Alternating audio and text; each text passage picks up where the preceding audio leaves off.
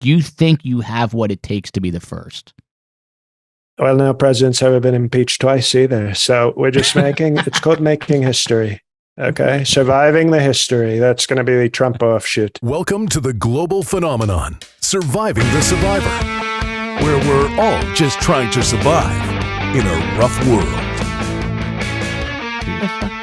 Oh, I caught you on a hot mic, Karm. What did you just say? What the F? And I caught you for the first time, the beginning of the perfect show, because we've got two comedians, but there's nothing funny.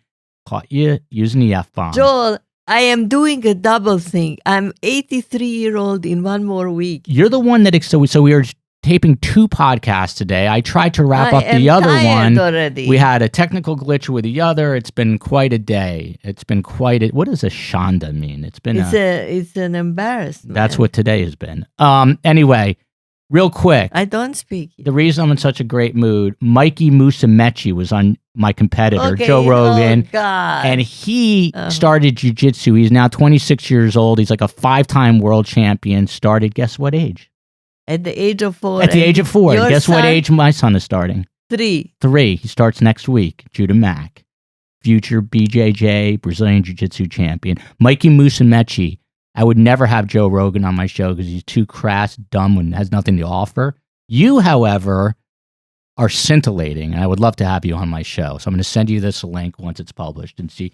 I like Joe Rogan, please, but I'll send you a link. Yeah, you are a little jealous, but you admire him. Karm, we're talking light topics today. We've got on the docket today. We have abortion, guns, and January 6th, and no better people to speak to that about than the Twitter king himself, Jeremy Newberger, who is also a documentary filmmaker, and Joel Waldman, who is a Georgetown attorney, went to Georgetown Law, but is also a stand-up comedian and does the best Trump impersonation in the entire country, and they are up next on the Me Schmoo. Do you want to help my son? His company, Content Partners Media, specializes in brand video and content creation for innovative companies and others. Please go to www.contentpartnersmedia.com and hire him. I repeat, please go to www.contentpartnersmedia.com.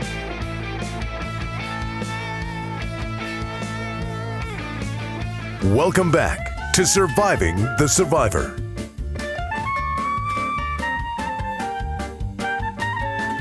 It's time now for the main schmooze. Be aware there of is one Gentile, but he's used to us. And we're starting. And Karm, you're already calling out the one Gentile, Joel Waldman. We're here with a stand-up panel today. And let's tell the audience who we've got. On the bottom there, in the red shirt, looking more Haitian than Irish today because of the summer tan, we've got Joel Waldman. He began his career in stand-up comedy 19 years ago. Last time we had you was 18, so I just added a year. It's been a while. He started stand-up comedy 19 years ago while a law student at Georgetown. Cauvin has been featured on The Late Show, The Howard Stern Show, ESPN's The Dan Le Batard Show, and The Adam Carolla Show. Much of his humor comes from his ridiculously spot-on impersonations, most notably of Donald Trump, but he does excellent other ones. Cory Booker, one of my personal favorites. He is 6'7" last time I measured him. He's got 6 stand-up albums, and he's our only guest who regularly goes to church. He's half Irish, half Haitian, and fittingly has a new comedy special coming out, which I love, called Half Blackface. Now, right above him in the Brady Bunch box, we've got the Twitter king, as he's affectionately known, Jeremy Newberger. But he is so much more than a social media sensation. He's also a media mogul as chief executive officer of Ironbound Films. Their most recent film, Heading Home, The Tale of Team Israel, won 8 film festival awards with part 2 on the way. Ironbound also produced one of my personal favorites, Evocateur, the Morton Downey Jr. movie, which I'm sure JL can do an impersonation of, which premiered at Tribeca. Jeremy has a better beer game than any Hasidic Jew and is responsible for the greatest opening line ever on Surviving the Survivor, where he opened up with "Go truck yourself" to me because he overheard my mother saying that to me. And that is why I firmly believe that episode has nearly 70,000 views on YouTube. Now, before we get started, gentlemen, first of all, welcome. Good to be here. Yeah, nice to see you again, both of you. Thank you. So last time, Jeremy, you caught Carmela on a hot mic telling me to go truck myself, and you took the opportunity to repeat that, which was a very impromptu moment, and it was really funny. Yeah. Last night, Carmela called. So I do report. I will not name the network, and I was working last night, and I'm getting very frustrated. My birthday is this week, and let's just say I'm older than both of you. Put together and multiplied by two. And time is ticking. So I feel like I'm wasting my time reporting now. Joel, so this is not going to be an analysis. So I feel like I get very frustrated. So when Carmela calls to check in after my 11 o'clock story, which she did last night, which was on no coincidence, JL is about Haitians stuck on a sailboat grounded in Miami on a sailboat from 1873. There was about 400 of them on the boat. It's not exaggerating. Anyway, long story short, Carmela calls to say she saw the story, and I say to her, listen, I'm not doing this shit anymore. I need to live my life and accomplish what I want to accomplish. I feel like JL can relate to this because he's a full-time practicing attorney while trying to be a stand-up comic. So I feel like JL can relate. I'm getting to the very end of this. The conversation escalated. That's hopeful. The conversation escalated, and instead of "go truck yourself," it ends with my 82-year-old mother last night saying, "Luck my trick. Luck my trick." She says, "Joel, luck my trick. I'm hanging up on you," which is like suck my yes. Oh, JL, would you? I mean, but let's start with JL. Would your mother ever say that to you? Never. Ever? She's a God-fearing Catholic. Here is a line from the special that I can leak out right now. Beautiful. I said, watching my parents fight as a kid was like watching a rough draft of a Tarantino script. So, yeah, I've heard much worse than this I said after duck my a very tricks or whatever it was. Very elevated frustration. But you know what's interesting? I'm very careful of both hot mic. You know what's beautiful? You didn't even deny it. You didn't try to deny it. I didn't deny it. You deserved it. But today I said the same thing and I didn't know it was open. And I never, ever slipped off the whole time, Jeremy, since that last episode, which is probably 8-9 months ago or longer. Jeremy, same question to you before we get into light topics. Would your mother... No, Shirley Newberger would never, ever say anything like that. The way that she would do it is she would call me every day for a week to tell me that I didn't call her, as her sort of method of making me feel bad. So that's how she works. How often do you talk to Shirley? I talk to Shirley every day, if not every other day. And she just moved into the town next to me also. So now I see her frequently too. I was never a mama's boy like you, but now I'm late life mama's boy awakening. So I talk to Carmela on average 17 times a day. And who initiates the call? Me. And one of my biggest issues is he initiates. I mean, I tell her right to her, like, what am I going to do when she drops dead? Well, who am I going to call? I'm going to call JL, I guess. Well, you got to rebrand the show immediately if that happens. We just put in the past tense, survive. You need a Better Call Saul sort of spin-off once that happens. It'll be, you know what I'm going to Better Call Joel. There it is. Better Call Joel. I survived the Survivor, and all I got was this crappy podcast. You know, Joel, I think you should just do Carmela a solid and marry Wendy Adelson. That's what she's single, right? Yeah. Life would be a lot easier. By the way, she went to Brandeis and I went to Brandeis. She's not bad looking. By the way, JL, in case you don't. Yeah. She's nice. The family's very wealthy. They're very involved. in-laws. That's Sheldon's. Is that Sheldon's ex-wife? No. This is the So woman whose family bumped off her husband. That's a very big story in Florida. Oh, right. I'm sorry. Yes. No. I hear Adelson. I immediately think of the donor. But yes, the 12-part series on this podcast. Yes. So I think Joel should marry Wendy. I think he would do all of us a favor. And, to be honest, your current wife, I know she's very lovely, but it's a mismatch. She's like a 10 and you're like an 8 with the personality of a 3. When you open your mouth, you're a 3, and she's a 10. That's not a good match. Me, I'm a 4 whose personality elevates me to like a 7. If I had your 8 looks with my 7, then we would be doing much better. But you're mismatched. I think you'd be better off with Wendy Adelson. By the way, not that I'm complaining, but my wife just quit her job. And not only did she quit her job, but then the second night, we went on vacation. I had COVID. Another 5-hour story. I'll make 3 seconds. Oh God! We go to LA. I spent 8 days in bed with COVID while my wife was running around. We come home. She quits her job.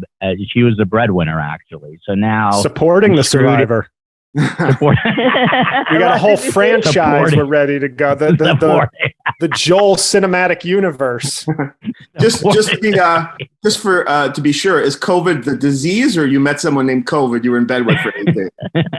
No, COVID the disease. So long story short, supporting the survivor. There is a whole franchise here. You're right. This is like the Bourne Identity here. Okay, anyway, so what was the point of my story? You wanted to introduce the topic of today. We have a serious introduction of the topic. Oh, so my wife, you're talking about my wife being a 10. She comes, not only does she quit her job, but then she goes out with her friend last night, leaves me to babysit my 3 kids, and comes home wasted at 2:30 in the morning, knocking shit over, waking my kids up. I almost divorced her. But anyway. Yeah. So now we move on. That is how a 10 should carry herself, though.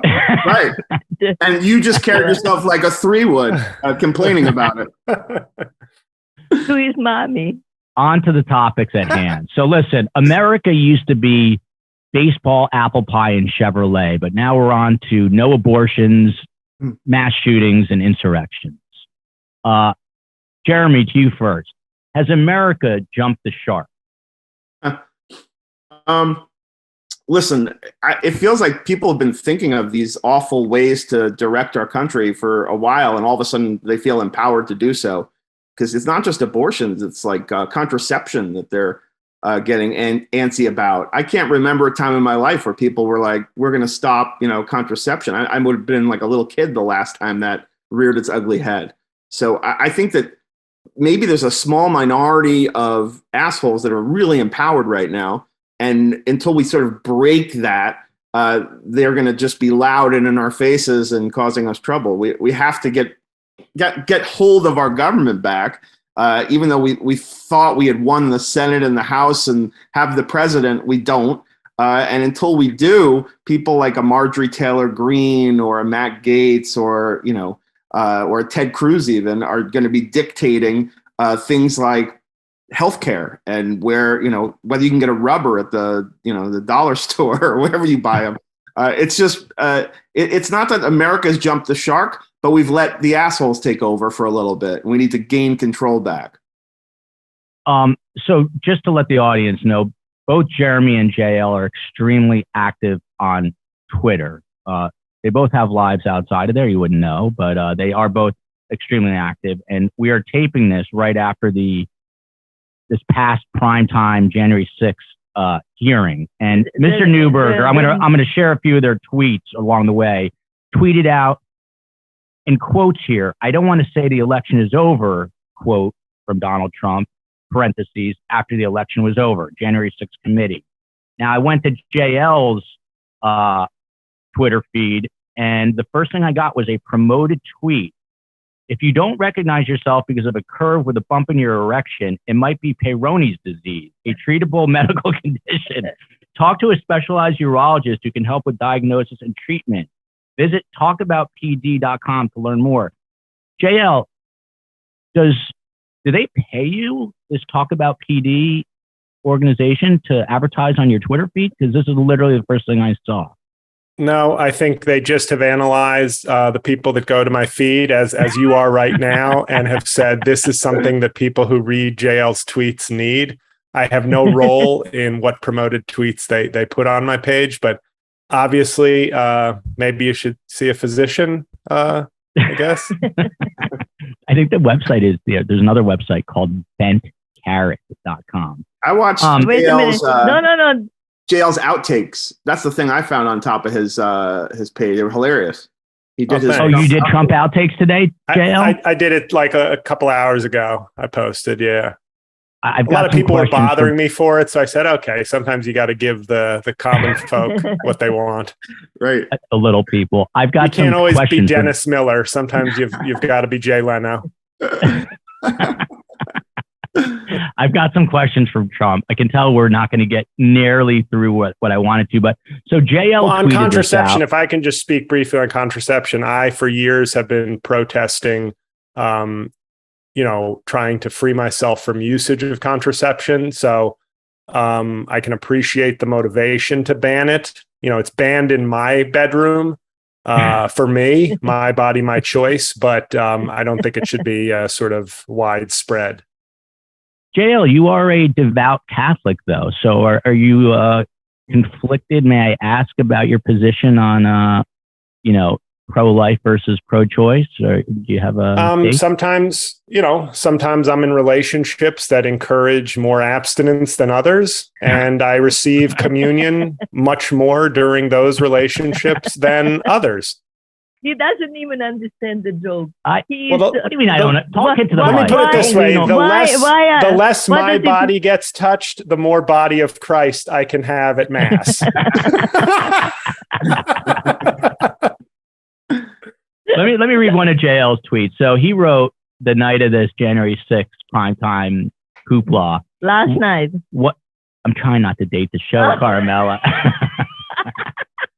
We had a whole discussion about this before we went on, and then Karm blows my cover. Okay. Unbelievable. By the way, if anyone tells me this podcast is not better than that boring, trite... You know what? It doesn't. Go. By the way, JL ragged on Rogan himself, the Donald Trump, and I loved it every second. Anyway, JL tweeted out, "One day I hope we have enough perspective to realize that when someone says he didn't send out adequate enough tweets, meaning Donald Trump, and they aren't talking about a Chuck E. Cheese's social media manager, but rather the president of the United States, the country has failed." JL, is America in trouble? Yes. I think that, like I said, it was surreal. It just hit me. We've gotten so used to certain things that seeing somebody who worked in the White House going, we read his tweet and it just wasn't good enough. And I was like, that right there there's so much packed into that statement that we all sort of accepted as like, well, yeah, that's how the 45th president of the United States communicated his thoughts and wishes on a social media platform. I think the problem with the country is it's to me, the country is like, if someone's body is 35% cancer, it's fatal. You don't sort of go, well, at least a majority of me is cancer free. You're like, no, this is like destroying everything. And so I feel like this country, and one of the things in comedy I've seen, I think, we're not all, it's not that the left is entirely full of geniuses and the right is full of evil and dumb.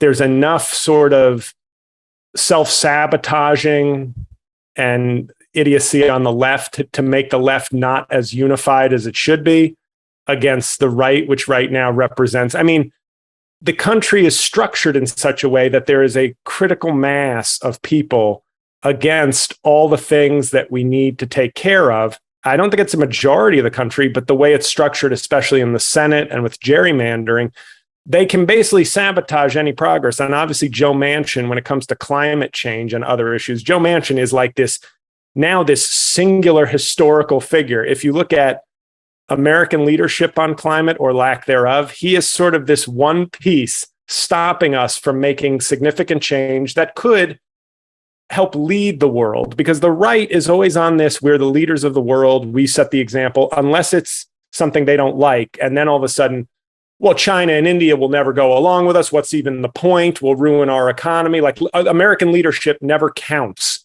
for something like climate change. It counts for war. It counts for other things like that, but it never counts for something good, it seems. And I think we are in very, very, very deep trouble.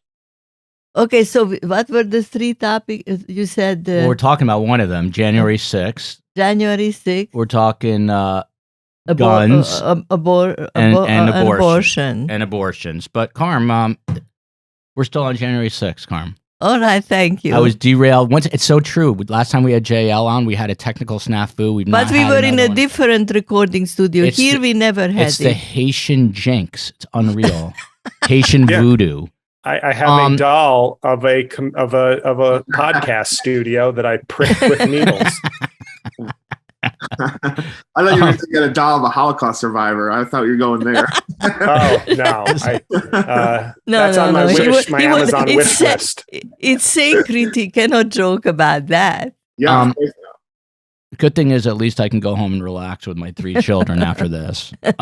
Who woke me up at 7 in the morning after I was up at 3:45 working on this. Okay, he's so narcissistic. So here's what's interesting to me. I was driving home last night after covering the grounded Haitian ship, and I was listening to CNN because I am a consummate, diligent worker, and I wanted to know what was going on so I could discuss it on the podcast. And they started talking about these outtakes, which you can find on JL Cauvin's Twitter feed. And call me naive, but Jeremy, did you know that the president did apparently there's like an hour worth of outtakes? Would you have any idea that he spent this much time editing an address to the country? Would you know this? Yeah, I mean, that was the assumption I had, just because I know that there's talk of these apprentice tapes, that exist with him, screaming the N-word and whatnot. And he doesn't seem like a one-take guy when he comes out and does a press conference for an hour and a half about, meandering and going this way and that way. So that wasn't what was surprising to me. Some of my kind of favorite moments from last night pertaining to the outtakes was, one, his daughter Ivanka is sort of coaching him off camera, providing sort of word assistance. And you could hear in her voice, she's trying to both lead him towards the path of, you should be quelling the violence, and also appeasing his ridiculous, I'm not saying that, I don't want to say this. And the way she sounds like, she's got everything she knows about business and coaching from one of those posters that says leadership and big, letters with a mountain climber. That's the extent of Ivanka Trump's, business coaching abilities. And that's who's guiding this guy's statement, about this historical attack on the Capitol. So for me, that was the first sort of red flag of interest. The second was his mannerisms. I don't know if you noticed, but when he wanted to cut a line, he did some weird, little hand gesture move on camera. Yeah. It looked like when you go to a Yankees game and the groundskeepers come out and they're doing the the YMCA when they're he's doing a boy band move to indicate that he wants to cut a line, but the lines he's cutting is just he's propagating his lie. He didn't want to admit that the election was stolen. That wasn't stolen. Sorry, that would have slipped. Whoa, truther. A little Freudian truther slip. Right, whoops. He didn't want to admit the pretty much premise of why the Capitol was attacked. So that was what was more stunning than the fact that it takes that yutz an hour to, say 3 minutes worth of material. Go ahead. What would have been his reaction if they would have killed Pence? JL? Yeah. It was I would say it's sad. I would say a lot of people are saying it's a sad thing, and I don't think it should have gotten to this point. Mike Pence, for the most part, not always, but for the most part, I think was doing a pretty good job. But you know what? At the most important time, he failed a lot of people. Now, I'm not saying they should have strung him up and put him in the gallows in front of the Capitol and beaten him with baseball bats. I think that was a little extreme. They could have maybe used strong Second Amendment to make it sort of quicker and more American. like the Mr. Trump, did you lose sleep when he was hanged in the square in the Capitol? No, I actually, how some people have white noise machines? I actually have a recording of Mike Pence screaming for his life, and I call that my white noise machine, and it helps me go very quickly to bed. I have a caffeine-free Diet Coke because you don't want to have the caffeine before bed. And I just listen to Mike Pence screaming out for mother with his last breath, and I just go softly to sleep very strongly. Jared, what do you think of Mr. Trump? Well, first of all, I love JL's Trump. But to answer your sort of Mike Pence thing, I think Trump treats Mike Pence like a sea monkey. Remember the sea monkeys? It's kind of like a pet that you don't give a shit about if it dies. So, did we put it by the window? It got too much light. Oh, well. Or, did we feed it too much? Okay. That's kind of how he treated Mike Pence. He just didn't care. There was people like, there was Secret Service guys saying goodbye to their families. And he was in the dining room, having his ketchup bowl and didn't give a shit that Mike Pence was like on the chopping block.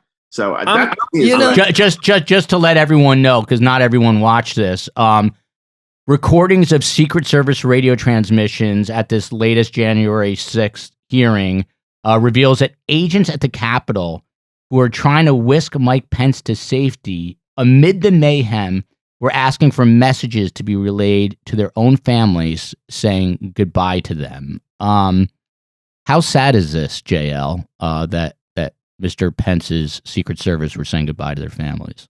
No, that was obviously sort of, if not the headliner of the night. I thought that was sort of the biggest moment in some ways. But I think also you have this weird Reservoir Dogs situation where you have a bunch of factions of bad guys like pointing guns at each other. You have Mike Pence afraid to leave with Secret Service because he thinks some of them are actually kind of pro-Trump and want him gone from the Capitol to delay the count. But then you have other Secret Service who are obviously about the job and about protecting him and are very scared. And then you have Mike Pence, probably weeks and months later going, I'm very proud of the work that the Trump-Pence administration accomplished. And it's like, really you're still proud to affiliate? You had to have known your own agents, the ones that were maybe trustworthy, were sending messages like they were going to their death.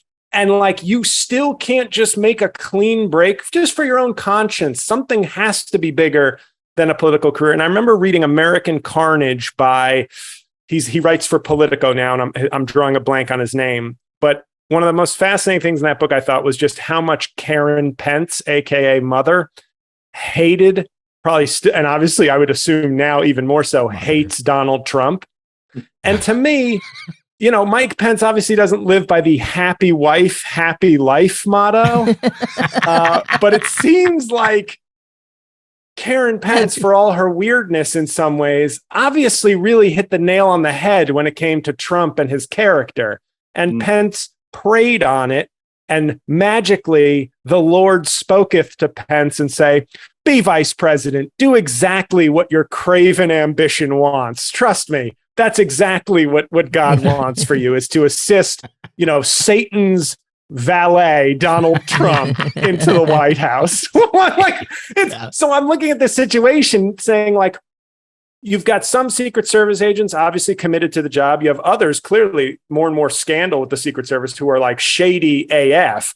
And then you have Pence, who, even witnessing some of this, didn't sort of immediately change his tune to, yeah, I can't be affiliated or support this guy. It's one thing to put up with crudeness for policy and judicial gains, but now you're basically I still support the work that the traitor Donald Trump did before he became the most famous traitor in American history. It's like Joan of Arc coming out to I want to thank the fire department. He did such a great job.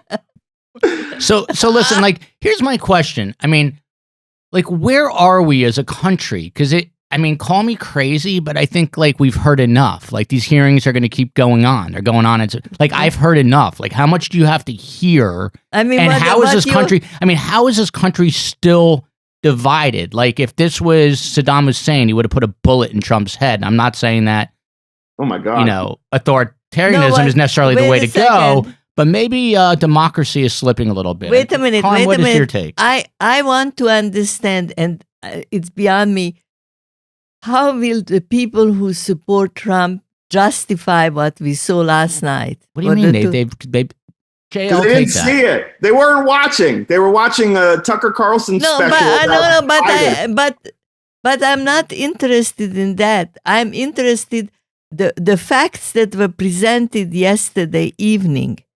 How can you waltz around those and say no, he's still very nice? The truth isn't. And the association I have about these Jewish gangsters who were like knocking off everybody. And then somebody wrote a book, but they were nice to their mothers. But what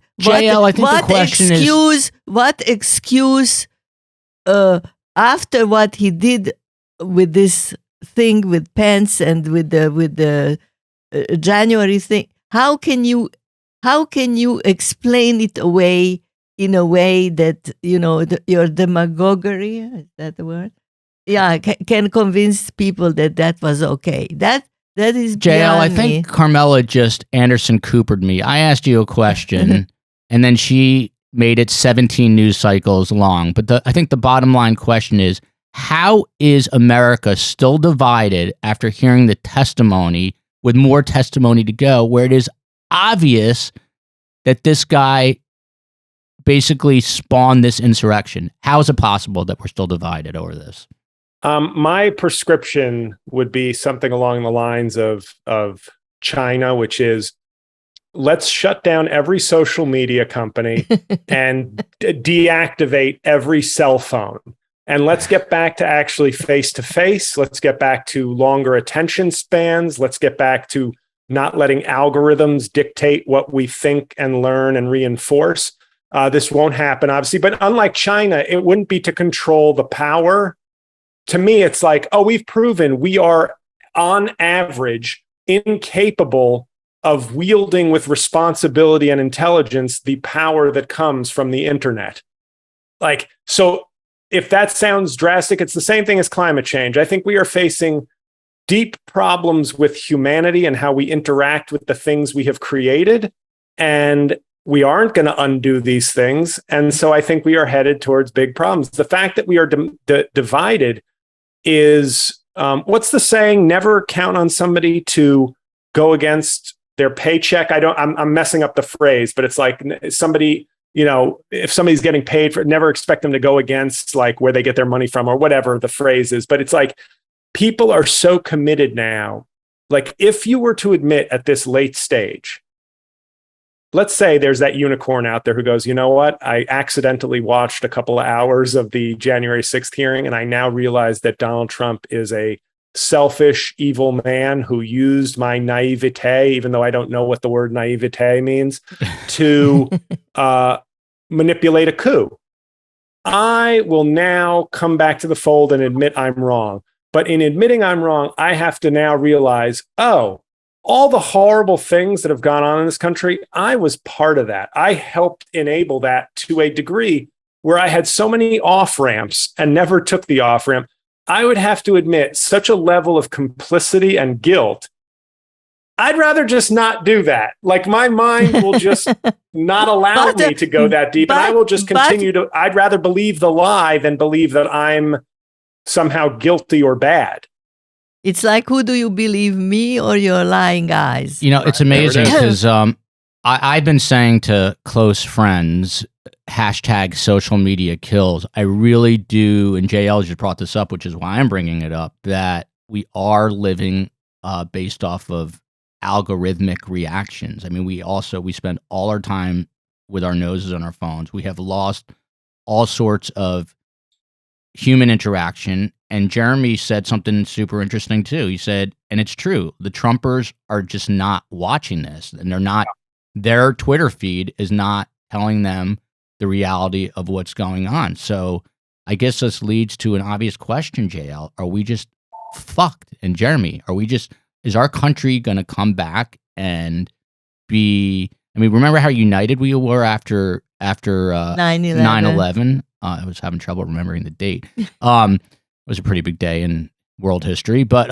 remember how united we were? We used to hear, the only two words you'd hear every day was Al-Qaeda and ISIS. You never hear, all you hear now is Democrats and Republicans. So Jeremy, you first. I mean, is there hope still? I don't think we're hopeless. I think there's hope. I'm a hopeful person. But I think we have to figure out how to break through the sort of bubble or vacuum that prevents those people from hearing the truth or hearing what's happening.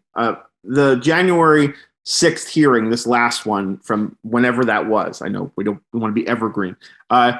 It was not watched by a huge segment of the population. And the metaphor for it, I think, was a story that was also revealed yesterday. Melania Trump claims that she didn't hear January 6th happening because she was shooting a commercial for a rug at the White House. She was doing, I mean, if there's no greater metaphor, I missed January 6th because I was doing a rug commercial. Now, unless she was wrapped up or rolled in the rug, and they're like, Mrs. Well, Trump, you don't want evil Zoolander as your first lady. There's a riot at the Capitol.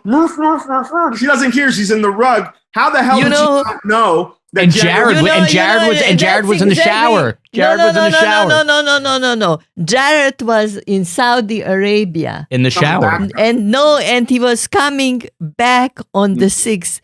He's a very clever fellow because he timed it perfectly not to be there. But I think that the point I was making is until people are put to the sort of truth of hearing what's happening, we have our work cut out for us. Until we can break through to that bubble that's sort of saying, we don't hear the January 6th hearing, we don't hear that Trump's committing crime, the problem is in front of us. And I don't know what the solution is to that. I thought it was advertisers, pressure on advertisers that advertise on shows that promote lies. But that doesn't seem to be working. People still want products and don't care. I thought it would be pressure on, the Rupert Murdochs and the OANs. But, OAN was just taken off of the cable provider here, I think, on the East Coast. And people are still finding a way to that content. So I'm not sure what the solution is. I'm hopeful, though, that once the light of day or the light of truth is shined and people sort of see, oh, this is what happened, then it will be easier for us to put the pieces back together of our broken democracy. But I realize I'm leaving us with a big if. Listen, we've got two more very light subjects to cover, abortions and guns, and we only have about 20 minutes, and I have got to ask Mr. Trump some questions. I just want to say one thing, though. What I noticed about both Jared Kushner during the J6 interviews and the woman, was it Matthews last night? Yes. Sarah. Yes. Sarah Matthews. They both had looks on their faces of just like, maybe my parents weren't right. Maybe the Republican Party isn't good. Like, it's like this real-time realization of disgust with like, this really is as bad as those godless, unpatriotic liberals said. Dad, Mom, you stink. They just kind of had that like disgust. I think Sarah Matthews actually, I think she verbalized that. I think she said she realized how disappointed she was with the Republican Party. That's why I didn't tweet that out, because I was like, oh, she just said it. So now I'm not breaking psychological news. Imagine working for Haley McEnany, too. That's who she worked for, right? That's just like, game over. If that's your boss, and you're like, oh, I love my job. It's like, oh, okay. Scary. So listen, JL is the only attorney amongst us, ironically, because there's 3 Jews and 1 Haitian Irishman, and there's only 1 lawyer, and it's a Haitian Irishman. Who would have thought? But JL, will there Spin-off be by Martin Scorsese's next movie, The Haitian Irishman? I hope it's shorter. Will there be, JL, and then we got to really move on to cover guns and abortion in like 7 minutes, but I can give you a few extra minutes if you need it.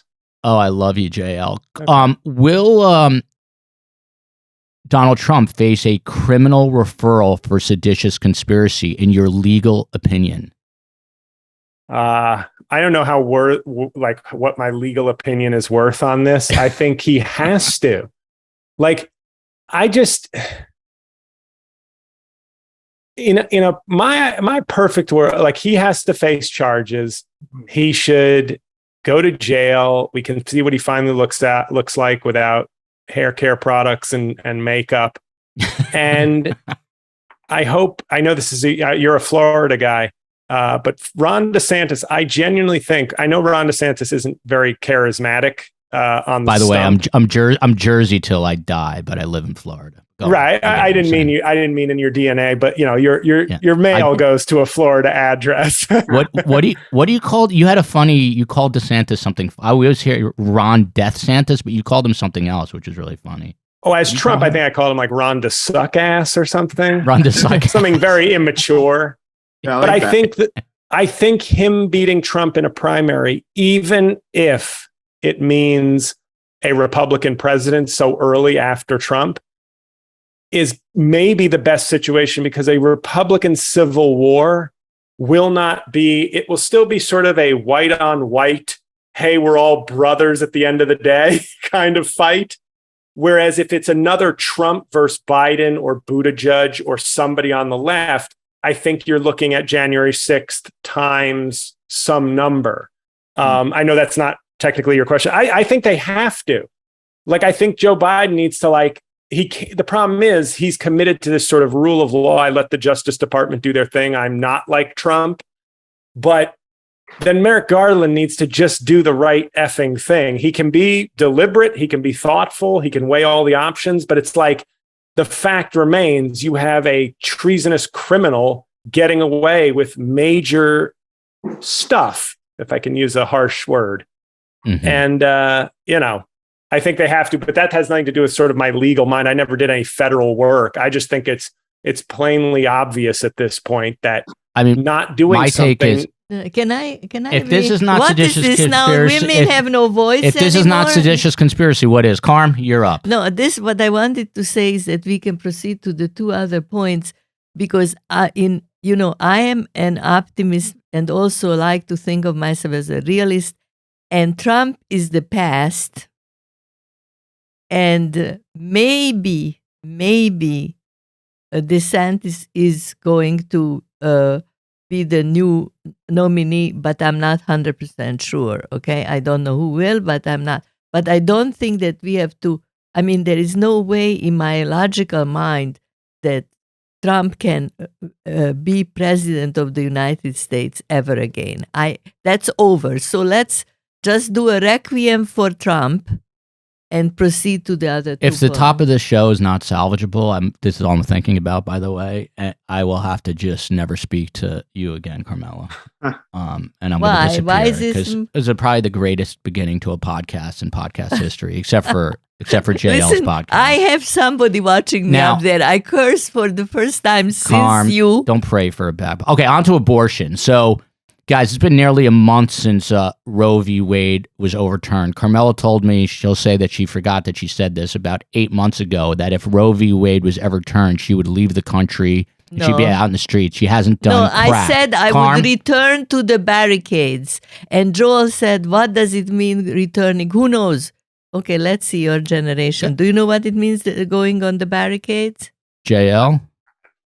Going on the barricade? Wasn't that a song by Heart? No. It's during the fight.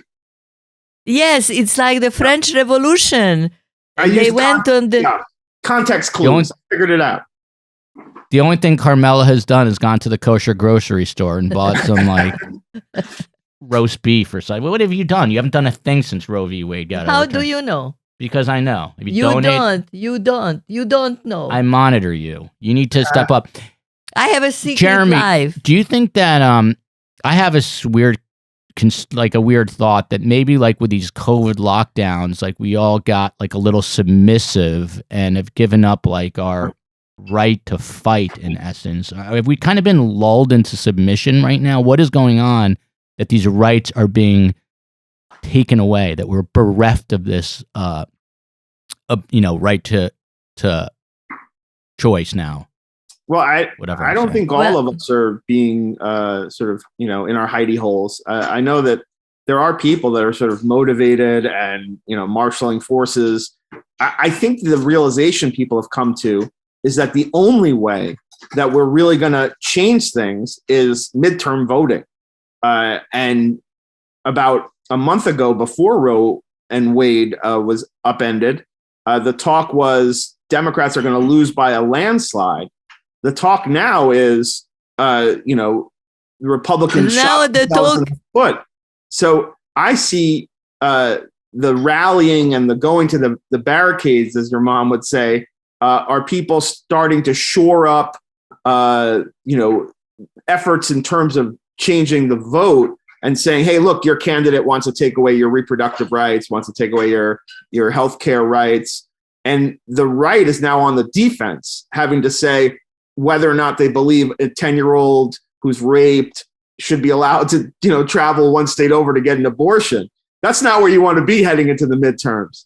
So, maybe we're all still in our, pajamas on Zoom and whatnot. But I think that is the effort you're going to see most strongly to fight for reproductive rights. It's not just million woman marches in DC or, protests or shutting bridges down. It's saying, hey, that candidate that, you thought was nice, well, they don't want your wife, daughter, sister to, be able to have an abortion if they're raped. That's my answer to that. I have to make just two very brief points about this. I heard or read, or I don't know where I picked it up, the birth rate. That grunt, JL, that grunt is unreal. Go on, Karm. The birth rate in the United States is very low. We will not reproduce the same. In other words, the population is shrinking. And I think that this is one way to increase the population. And I think that this will not work the way you think it will work. I think that I was here before Roe v. Wade, and way before. And I was here when in Italy you couldn't have a divorce, and you, of course, couldn't have I came from Europe. I came from college. I was 22. And in 1961, and I remember before. I remember the those metal hangers. That was graphic. The symbolic of the back alley abortions, and this was a woman's issues, very very important cause. This was one of the very important. But now in this post-feminist era, I don't even think they even think about it. Oh, well, my daughter just went to Washington, D.C., and her friends are very aware of what's going on, and they're charged up. Unfortunately, they're about 15 or 16, so they can't vote yet. But I think that young women are plugged in, millennials and whatnot, or Generation Z folks. Be very careful. Often, your friend is getting depressed. JL's getting depressed? Yeah, it's a very sad story. No, JL's...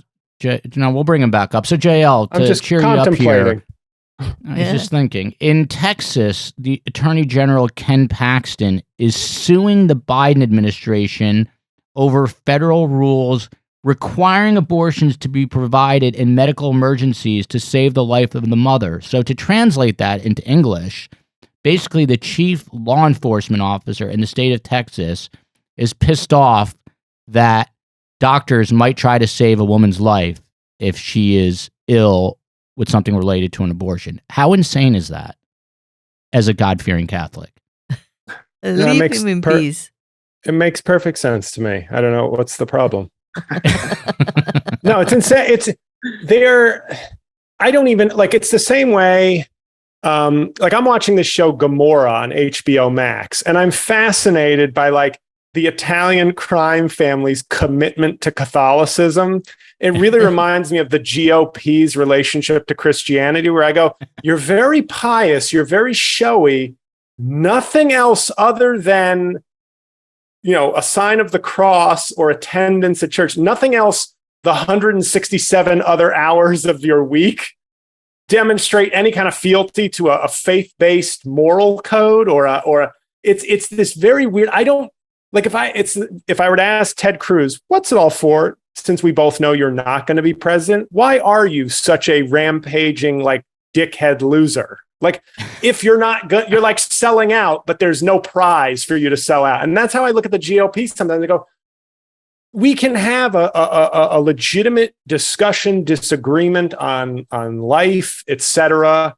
I know some people may say, no, we can't. But I obviously, given my background, can certainly see both the validity in both sides. If honestly held, I don't actually think most Republicans, especially in public office, have an honestly held belief in the sanctity of life. I think it's like a talking point, because if life were so sacred, you'd have a much more consistent, if you were anti-death penalty, if you were pro benefits for poor people, if you hadn't just cut benefits for like families with children, I could buy these sort of, I just have a very consistent ethic of life approach to life. It's conservative, but it's real. It's consistent. It's completely not consistent. So the only way to take that is to say it's about control. It's about women, because the majority have such an inconsistent approach to this issue.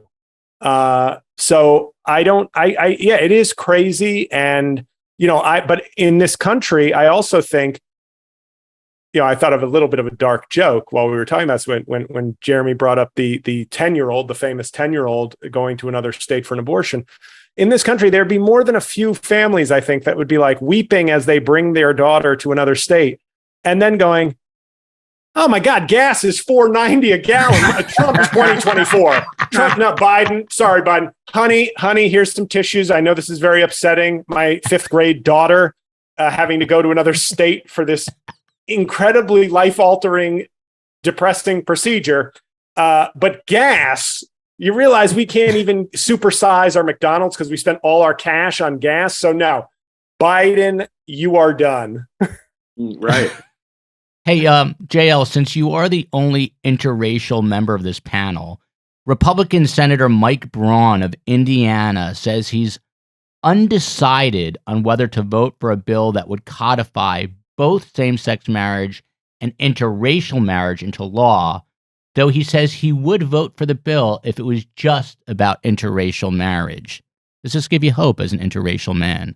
Or, as you, I guess you're an interracial man. Yeah, I mean, it would really help me out where I'm at in life if we could ban marriage to interracial people, because then I could say to my girlfriend, "What do you want me to do?" Like, I'm a former prosecutor. I obey the laws of the land. We are a nation of laws. Interracial people, one generation of abominations is enough, as the GOP platform says. So they don't say that, but in a hypothetical dystopian future. I mean, even to bring up this subject, it is such a it's crazy regression back to 2 centuries back. It's mind-boggling. I mean, I noticed since I came to this country in 1961, it goes like this. They get it gets something becomes very hot and then becomes very cold and very in the political area. But this particular thing is beyond belief. To go back such a gigantic step in 2022 is, to me, the end of everything. Well, listen, JL. I'm sorry. Go ahead. Go ahead. On that sort of vein, Carmela, was Hitler like an oaf like Trump, or was everyone like, "Oh, that guy will never kill 6 million of us"? And if not, shouldn't we have hope that Trump is sort of a failed Hitler? I think that they said, "Oh, he won't stay in power." Your own father didn't want to leave. I have a personal history. Mm-hmm. My 34-year-old father was gassed in Auschwitz. Mm-hmm. And he said he studied prior to that. Now the comics are quiet all of a sudden. Go on, Carmel. No, you brought it up. He studied in Germany in the early 30s, chiseling eyeglass, the glasses. That was his profession. He was an optician. Right. And he studied in Vienna, Germany, and he came back, and my mother said, "I got false document. Let's run away and hide." And my father said, "I lived among them for 4 years when I was in studying this in the early 30s, and they are a very civilized people. you have nothing to worry about. At worst, we will have to do some physical labor at worst. That was my father. Okay, so I come, and guess what? I was only 5 when he died, almost 6 when he died. And I never forgave him. I never forgave him for his naivete. So I go around saying that naivete kills. Naivete can kill you if you're too naive and you really. But I cannot imagine at this point. Maybe it's deja vu all over again. But I can't imagine that people will elect Trump. I can't imagine. I can't imagine. Karm creating silence. It's interesting. JL is a prolific reader, which I just don't know how he does all this with his postings, with his Patreon pages, with his stand-up comedy. How do you do this, by the way, JL? I don't sleep very well, so that, gives me a lot more time. I'd prefer to sleep more, to be honest. How many hours do you sleep a night? Because it's crazy. Like a bad 5. Like I usually wake up at like 3, and then it's like 5:30. I'm like, I just get up, and I've gone to bed at like midnight. So I need to. I'm gonna start taking melatonin, I think. Yeah, that's probably a good move. I give that to my children, which I heard isn't great, but it lets me sleep. Anyway, why don't you ask him how many hours does he sleep? So listen, my point is this: I am not really a prolific reader, but I did see Elvis in the movie theaters the other day, and wait, maybe the movie or you spotted Elvis? You have to be clear. I actually saw them. It was the movie. I didn't actually see Elvis, although I did listen to my favorite radio show of all time, Coast to Coast, and they had a guy on that night who was in heavy conversation with Elvis in the other world. But anyway, I digress. So. In the movie, a fantastic movie, that guy definitely deserves the Oscar. But you see the Kennedy assassination, both of them. You see Martin Luther King assassinated. I don't know, maybe America's just not that great. Have we always been in rough waters, do you think? I think JL? that I had a tweet that I never posted because I couldn't quite make it work, but I thought I was going to say America is sort of in its Don Jr. phase. You have Fred Trump, like a founder, like, yes, racist, but also really did build a family business, really did do the work and had the sort of know-how to build a business. Terrible guy, but also built something tangible that benefited future generations.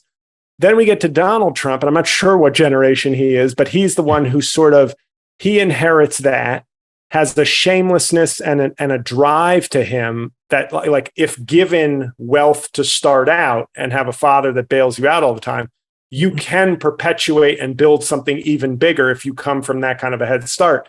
And then you have Don Jr., where it's like total lack of talent, just a sort of a stain on the like the worst generation so far, but backed by generational wealth and power and influence, you still end up being a big deal. And I think America is in this phase. Like, we started, obviously, the Pacific and Atlantic Ocean were like probably as valuable to this country's origins as anything, creating kind of a buffer from all the conflicts in Europe. And then World War II, once again, a war fought elsewhere, but allowed us to become like the premier nation. We win the Cold War. Heroes. And now we're in this phase where it's like, we like, it feels like we are the 3rd or 4th generation rich kids who, like, as a country and as a people haven't really done anything. And we try to, like, a lot of the people that want to come to this country and be that next generation of great Americans, even if they don't look like the previous generation. There's enough people in this country who don't like that. They no longer, like, America, as cheesy as it is supposed to be a set of principles and ideals and structures where, like, any person can come here in theory and become an American and become a success. Like, that's what the allure of the country is. And I don't think enough people believe that anymore. I think a lot of people, the Trump movement being primary, think, no, America is me. like I'm America, like me and my people who look like me and believe what I believe and think like me and live with me. We're America. If you're not us, you're not America. So it is much more identity, I think, than it's been in a while. And all those different things, I think, lead to a country where you end up, you know, the left center, I think, has to placate the far left while also taming the right. And that's like too much, you know, we should all be on that side. Like when you brought up 9/11, and I'm sorry for rambling, but when you brought up 9/11, I think it mattered that we had a Republican president, because Republicans stay in line. Like if we had a 9/11 in 2013, like a follow-up under Obama, I don't think you would have seen that 92% support. I think you would have seen a sizable chunk of Republicans, maybe a majority, maybe not, but a big chunk going, well, this didn't happen under so-and-so, or this, you know, this, I told you he was weak. I told you he was this. But nobody, when 9/11 happened, said, I told you Bush was an idiot. Look what happened. We're all done. Now, once he went to war with the wrong country, that became an issue. But nobody, there weren't a lot of people on 9/12 going, oh, I can't, Bush is stupid. I told you, look at what happened to our country. No, we were all scared and we all fell in line because that felt like the right thing to do. But I think had he been a Democrat, I don't think you would have seen 91%. You might have seen like 71%, like still high approval, but there would have been holdouts like sticking to their only we can save the country and know what's right. Sorry. When they couldn't find those WMDs. Karm, I'm going to let you jump in, but real quick, let me jump in. No, be careful. You know what happens? We get a lot of responses People now. yell at us for interrupting. No, JL, they yell at him for not letting me express myself. JL said, would surviving the interruption be an offshoot of pardon the interruption, or surviving the survivor? Interrupting. Or would that be a cross promotion? I'm starting to feel that like we're the greatest democracy in the world is a marketing line. It's like fly the friendly skies, like United Airlines, but you get in the plane and everyone's beating the shit out of each other because one guy wants to wear a mask and the other guy doesn't. And the flight attendants start like dropping their drinks or getting pushed through the aisle. Like, has it just become, I don't know, are we at a point where this greatest democracy in the world is simply a marketing gimmick? Karm, your response. No, I don't know why I feel this, but I feel it more than think this, that at least I think we owe it to ourselves to say that Biden is not the best leader for these times. That's a reality. I mean, pissed off our two guests. I know that it pissed them off. I did it I'm not pissed. knowing. Jeremy, your response. I mean, he wasn't who I wanted to be president, and, you know, maybe not my first choice, but after the 4-year, spell with Donald Trump, he was the right guy to, normalize things, at least at that time.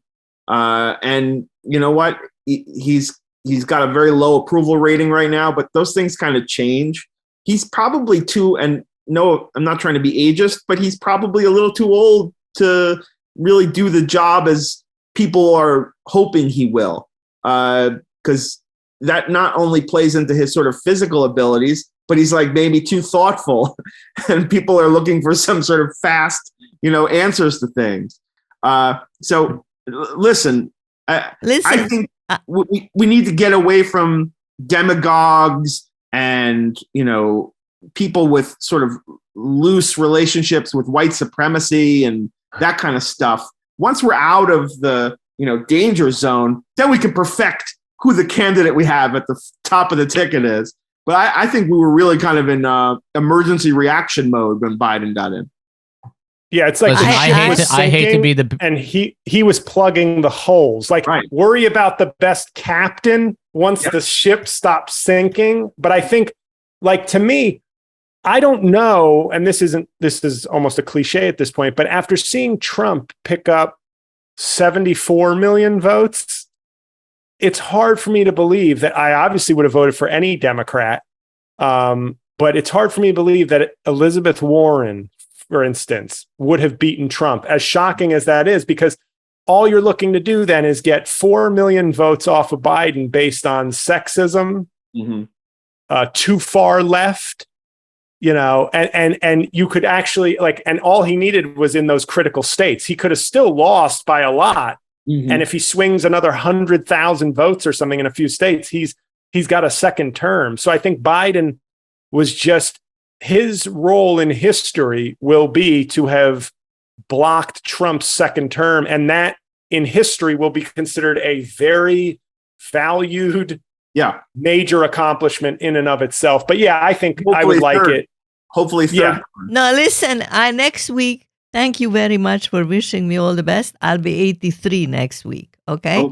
But happy birthday. I didn't wish you the best. Before I know that he is too weak and too old for the job. He was the right person to win from Trump, but he's not the right person to manage this very difficult times. Do you think he's too COVID. sleepy? What? Is he too sleepy? Listen, we have 7 minutes to go through guns and some questions for Trump. I cannot believe the time has passed us by like this. So very quickly. I think it would be faster to shoot each other. It probably would be. JL, is there a solution to this gun violence? A very small question for you. What's your answer in under 10 seconds? Is there a solution to gun violence? Yes. At some point, we will have a critical mass of death, and that will reduce the population, and then you'll have fewer people buying guns because we'll have so many dead people. Final answer. Jeremy, my question to you. Why are these serial killers, these mass shooters, why are they always like these loser white dudes with the shagged out hair, the face tats? You don't see like Haitian Irishmen ever getting in trouble for mass shootings. Why is it always these kids? And is it an issue of guns or mental health, Jeremy? In under 30 seconds. Well, I'll answer your second question first. It's guns. There's no reason that assault rifles, these AKs and these ARs, should be sold to anybody but military people for war. So first and foremost, get that shit off the market. But I believe in regulations. I mean, I know competent gun owners in the same way you get a license for a car or some, heavy machinery. There should be some sort of system set in our country that weeds out those little emo, scrawny white dudes from getting their hands on these guns. Raise the age, put background checks that are much more vetting, that look into who this person is, whether they've abused or beaten a girlfriend or a wife in the past, whether they have committed a crime. Don't let those people get guns. I mean, the gun sense stuff, it's not like a right-left. I think the majority of the country is in favor of this shit. It's just the lobby still has a stronghold on our leaders. I don't know why they haven't passed more common sense gun legislation yet. The country is calling for it. The mass shootings are out of control. And it seems like most of the politicians agree with what we're proposing. So, do we want to ban every gun? I mean, I've shot a gun before. I think responsible people can own them. But there are certain weapons, like should a bazooka? Should you be able to get a bazooka? No, you shouldn't. Hey, Mr. Trump, we have 4 minutes. JL has one quick thing to add to that, though. Please, which JL, is please. we had, for so many years, including up to the present, law enforcement sort of obviously biased against, if you look at, black males just pulled up. Is it possible to just get like a little bit of sort of racism reparations and have like gun store owners just, if you're a skinny white kid, like we're just going to kind of go, can you come over here? Can we pat you down? Can we talk to you and look up your social media? Like, can we get a little reverse racism reparations and just shut down at least those? And then 20 years from now, they can sue and have issues with it. But for now, let's just stop them from getting guns. Agreed. What's that called in New York when they pat down the black kids? What is that? Policing. Policing. That was a joke. Stop and frisk. Stop and frisk. You're right. All right, hold on one second. We've got Karm. We don't have time for any interruptions now because we have the beauty of podcasting is I'm doing another podcast in exactly 3 minutes. I don't know why. Mr. Trump, because JL told me he had like super limited time. Now he's sitting here and whatever. Mr. Trump, I'm going to do some rapid fire questions. Quick answers from you, please. You called the January 6th committee a kangaroo court full of lies and misrepresentations. Do you still stand by that? Yes, I do. Very kangaroo. And, kangaroos are from Australia, so it's not even like an American court. It's sort of like a crazy... We're not in Australia. Did you know? And not a lot of people know this, but we're not Australian. We're United American States. Are you running again, and when will you announce? Well, I've made a decision, but I can't say because when I possibly maybe announce, the Federal Election Commission, which I call motherfuckers, they will start to limit how much money I can steal from my very low IQ, very patriotic supporters. Ever miss talking on the phone with Michael Cohen? It was it was sort of nice. Now that I've lost Mike Pence, who's a total traitor, I don't have a lot of people who will just tell me everything I want to hear and be very supportive. So now, and I guess I'm going to have to teach my wife melatonin English so that she can tell me supportive things. Now, I know you did a Celebrity Apprentice. It was kind of a sequel to The Apprentice. Do you plan a January 7th insurrection? A January set. Well, you know what? That could work. We bring in like a new cast. Okay, Lauren. Now we're gonna maybe give the Mark Meadows role to Lauren Boebert, so we get kind of a cuter, dumber sort of loyal chief of staff. And chief of staff would also, since she was rumored to be an escort, chief of staff could be what the French call a double entendre, which is like when because she would be like handling a staff, like when I say staff, you know what I mean? Like she'd be like a staff of people, but also a staff like a penis type object staff. Two quick final questions. No former president has ever been federally prosecuted by the Justice Department. Do you think you have what it takes to be the first? Well, no president's ever been impeached twice either. So we're just it's called making history. Okay. Surviving the history. That's going to be the Trump offshoot. Survivor. Last question. Would you grab Carrie Lake by the pussy? Oh my goodness. Well, she's been very, I don't like to tell tales out of summer school, but she has sort of been very interested in me. And it's very well documented that I find consent to be like on my dating profile on Ashley Madison, consent is listed as one of my turnoffs. So the fact that she's sort of interested is sort of like a deal breaker for me. So no, I don't grab when it's offered. I like to sort of do a strong surprise when I grab. Gentlemen, Mr. Trump, Jeremy, JL, you guys are the best. Jeremy, did you have fun? Oh yeah, sure. I always have fun. Jeremy, what is your Twitter handle so we can increase from 120,000 to 1.2 million? What is it? It's Jeremy Newberger. I should mention that I got the words Benny Hill trending last night. I was very proud of that. I haven't ever done that before. I actually had my first trend. That's awesome. Mazel tov. Mazel tov. Did you tell Shirley Newberger? Not yet. My call with her is after this.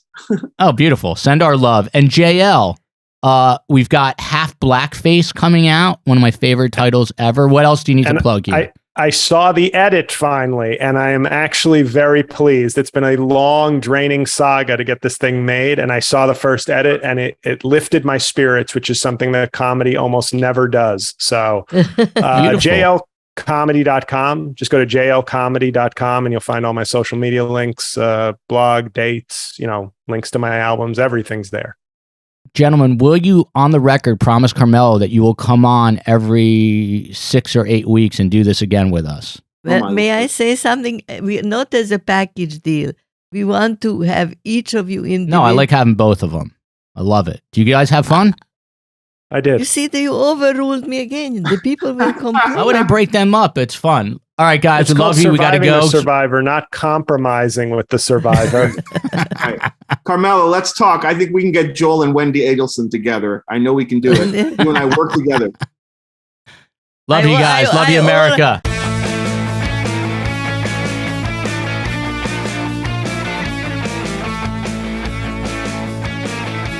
Welcome back. It's time for the news schmooze. Karm, outside of the technical difficulties that we seem to have with JL, what did you think of those two characters giving us their 2 cents on all of these light topics?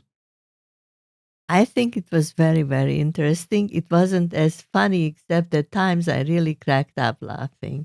And I thought JL brought up a great point. I've got to start planning for the future, surviving the survivor. By the way, there's so many brands I didn't realize with this podcast, but I don't want to ever do this solo, but maybe one day I hand the reins over to like Vita, my daughter. Oh, thanks. I'm being already. Hopefully my postmortem is already done. Hopefully we have you coherent for a few more years until we can really get this monetized. On to the first news schmooze topic. Then I can. This I thought was fascinating. London study comes out, says there is no clear evidence that depression is caused by low serotonin levels. The new review, which analyzed existing studies, suggests the condition is not likely caused by a chemical imbalance and calls into question what antidepressants even do. It shows that as many as 85 to 90% of the public believe that depression is caused by low serotonin or a chemical imbalance, and that's why so many people are on these SSRIs. Since 1971, my very own father, Dr. Roy D. Waldman, MD, PA, author of Humanistic Psychiatry from Oppression to Choice, Rutgers University Press, which you can buy on Amazon for probably 3 to 7 cents right now, he said he made the same case. He studied under Thomas Szasz, and on Twitter, believe it or not, people were quoting Thomas Szasz in relation to this study, saying that it is, in fact, not a chemical imbalance. Then what and everyone is it? What laughed is it? at What Roy. is it?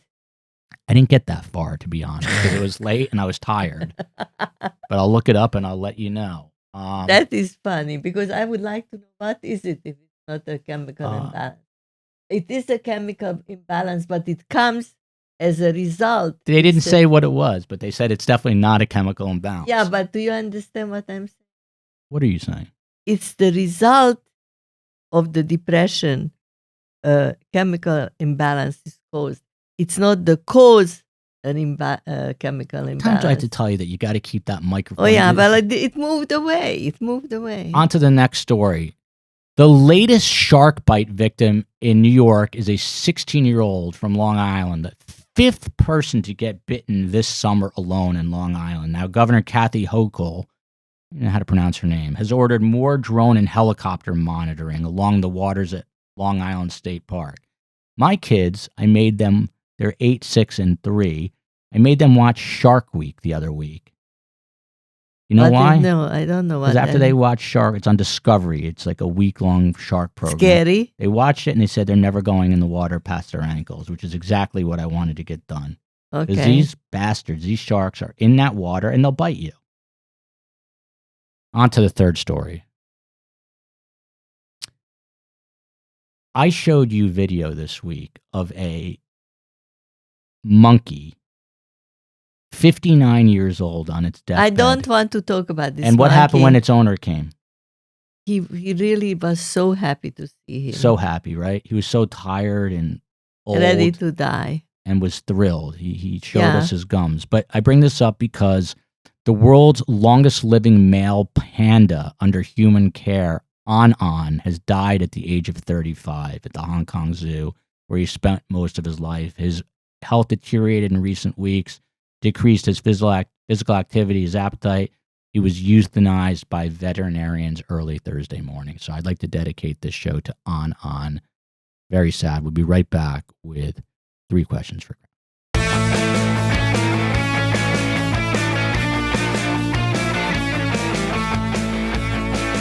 It's time now for 3 questions for Grandma.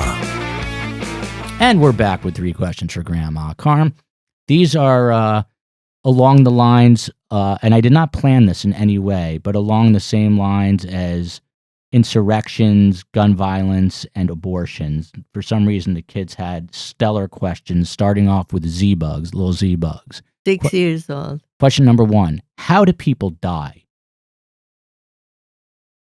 All right, let's next. You don't have an answer for her? What is I supposed to say? I'm going to ask Grandma and let you know.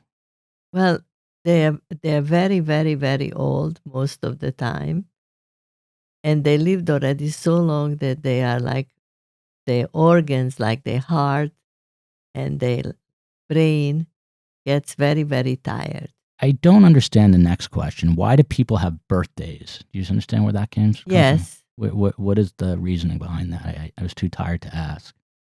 Who asked it? Z-Bugs. People have birthdays to remember that one more year has passed and they got bigger. When you are little, you are very happy that you have another birthday. Daddy has a birthday. That's why she probably asked. Yeah. I turned 33. Yes. On to the next question. I thought you were 30. How do people know if chickens have eggs or actual babies? I didn't fully understand the question at first, but what Vita was asking is, how do you know if you go to the supermarket and you crack the egg, you're going to get yolk and not a little chicklet? And I asked this right after Ileana, my beautiful wife, had scrambled eggs, and she said she was going to go vomit into the toilet and will never eat an egg again. But how do you know you're going to get yolk and not a little chickie? You don't. Sometimes it happens that there is an embryo in it. So you could go to Publix, open up a 12-pack of eggs and see an embryo?